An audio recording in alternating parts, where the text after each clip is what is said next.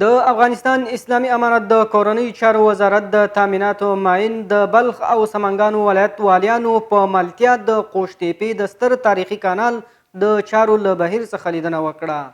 د افغانستان د اسلامي امارت د کورنیو چارو وزارت د تامیناتو معین مولوي محمد محسن، د بلخ ولایت والی مولوي قدرت الله ابو حمزه، د سمنګانو ولایت والی عبدالرحمن کندوزی، د بلخ ولایت اطلاعات و فرهنګ رئیس مولوي ذبیح الله نورانی او یو شمیر نورو مسؤلینو په ملتیا د قوش تیپې د ستر تاریخي کانال د کار او وضعیت څخه لیدنه وکړه. افغانستان د سیمې په کچه د اوبو لرونکو سرچینو په سر کې ځای لري. دا چې افغانستان یو زراعتي هیواد دی او زراعت ته د ودې ورکولو او په دې تاریخي زمانې کې د هیواد د خودکفایۍ لپاره د اوبو ښه مدیریت یو مهم هدف بلل کیږي چې فعلا اسلامي امارت په لومړیتوبونو کې قرار لري او په دې سلسله کې تر ټولو ښه بیلګه د هیواد تر ټولو لویه پروژه همدا د قوش تیپې کانال دی. دغه کانال چې 285 کیلومتره اوږدوالی، 100 متره پلنوالی